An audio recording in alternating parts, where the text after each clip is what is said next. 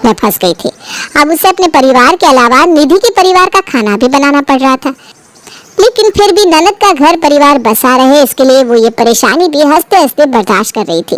निधि भी तीनों समय जाकर झटपट टिफिन में भरकर खाना अपने ससुराल ले जाती और पीछे भाभी राशि घंटों किचन में पसीना बहाती रहती। कुछ दिन बाद, मम्मी जी दोपहर के 1 बज गए हैं, निधि अभी तक नहीं आई। अच्छा मैं ऐसा करती हूँ, आज टिफिन पैक करके मैं उसके यहाँ दे आती हूँ, लगता है किसी काम में बिजी हो गई होगी। ठीक है बेटा, दे आ, थोड़ा जल्दी आना, फिर आकर हमारा भी खाना लगा देना। जी मम्मी जी, अभी आती हूँ। राशि खाना लेकर निधि के ससुराल पहुँचती है। जैसे ही वो निधि के कमरे के बाहर पहुँचती है, निधि की आवाज़ उसके कान में पड़ती है। अरे यार, मेरे तो मजे ही मजे हैं। देख, मैंने 2-4 दिन इतना बदस्वाद और गंदा खाना बनाया ना कि मेरे ससुराल वाले खुद ही कह बैठे कि उन्हें मेरे हाथ का खाना नहीं खाना।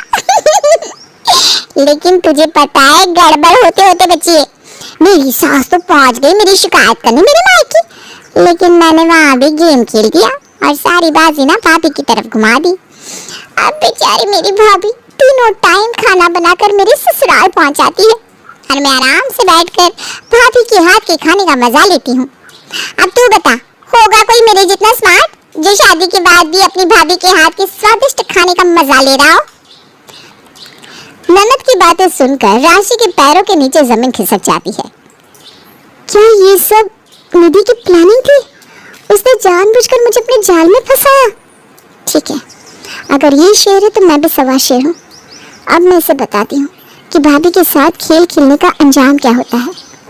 मौसी जी, मैं रोज खाना बनाती हूँ और फिर निधि को रोज टिफिन लेने के लिए मायके आना पड़ता है, इसलिए मम्मी जी ने सोचा है कि हम कुछ दिन के लिए निधि को ही मायके बुला लेते हैं। ट्रेनिंग देकर मैं उसे अपने जैसा खाना बनाना सिखा दूंगी, ताकि आपको भी अपनी बहू के हाथ का खाना खाने का सौभाग्य मिल सके। अरे बेटा, ये तो तूने बहुत अच्छी बात कही। सच बताऊं तो मैं खुद बहुत दिन से यही बात तुमसे कहना चाह रही थी। आखिर कब तक बेटा तू खाना बना बना कर पहुंचाती रहेगी? अरे इस नालायक को खाना बनाना ही क्यों नहीं सिखा देती? ठीक है मौसी जी, फिर आप शाम तक वरुण जी के साथ निधि को हमारे यहाँ पहुँचवा दीजिए। जैसा राशि ने कहा था, शाम तक निधि की सास उसे मायके पहुँचा देती है। अगले दिन सुबह, निधि देखो, मैं समझती हूँ कि तुम्हें अच्छा खाना बनाना नहीं आता, तुम्हारे हाथ के खाने का टेस्ट घर में किसी को पसंद नहीं आता। तो ठीक है ना, ऐसा करो, खाने की सारी तैयारी तुम करो और मैं आकर मसाले डालकर छौंका लगा दूंगी। खाने में टेस्ट भी आ जाएगा और इसी बहाने तुम्हें थोड़ा सीखने का मौका भी मिलेगा। अरे भाभी, लेकिन मैं... हाँ निधि, तुम ही ऐसा करो, सबसे पहले ना ये इतना आटा गूंथ लो, ये सारी सब्जियां काट देना, ये लहसुन प्याज अदरक मिर्ची इसकी ना पेस्ट बना कर रख दो। दही रखी है, इसका रायता बना देना। और देखो, सलाद में ना खीरा टमाटर प्याज और हाँ, गाजर भी जरूर काटना। इतना सारा काम मैं करूंगी? अरे नहीं, तुम तो बस तैयारी कर रही हो खाने की, खाना तो मैं ही बनाऊंगी, घबराओ मत। आज नहीं तो कल तुम्हें भी ये सब सीखना तो पड़ेगा ही ना। और तुम्हारे सासू माँ ने जोर देकर कहा है, इस बार मैं तुम्हें अच्छे से खाना बनाना सिखा दूँ। भाभी की बात सुनकर बेचारी निधि काम पर लग जाती है।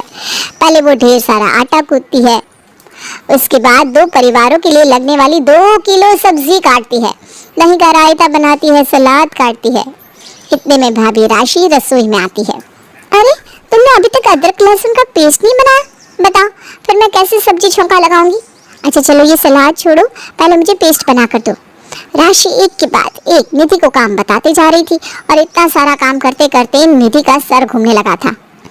भगवान, ये मैं कहाँ फंस गई? अरे मेरे परिवार में तो सिर्फ 3 लोग हैं और यहाँ पर भाभी के साथ खाना बनवाने के चक्कर में मुझे 10 लोगों का खाना बनाना पड़ रहा है। इससे तो अच्छा मैं अपने ससुराल में 3 लोगों का खाना ही बना लेती, कम से कम आधे घंटे में फ्री तो हो जाती।